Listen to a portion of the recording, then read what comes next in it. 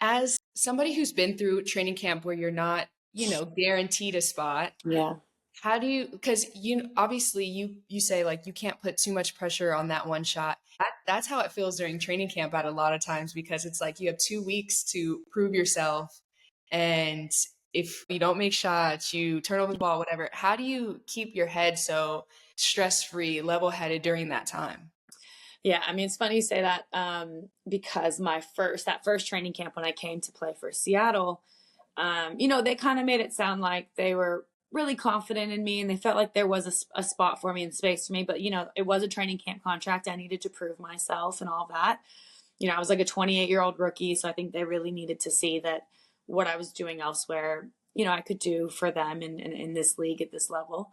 Um, and yeah, I was very stressed going into that, like super excited, but very stressed.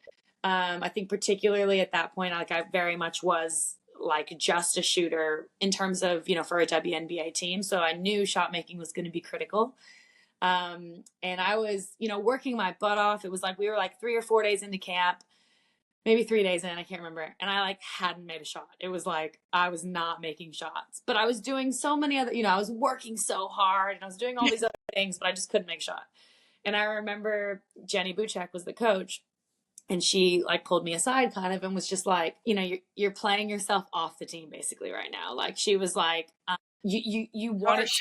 Yeah. Well, she was just trying to say like, we know you want it. We can see you want it. You're working so hard, but like you can want something too much almost. Like, she's like, you just need to relax. Like just believe in yourself. Just like take a deep breath. Like you're just going a million miles an hour and you just need to like relax. But all I heard was you're playing yourself off the team. So I was like, oh my God. So I remember I That called, is hard not to I, hear anything else.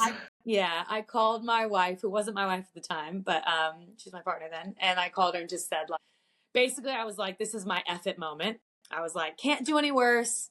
Can't be, like I've already reached this point of like, they're thinking I'm not right for this, whatever. I haven't made a shot. So I was like, F it. I'm just going to try and enjoy this experience, like not stress too much.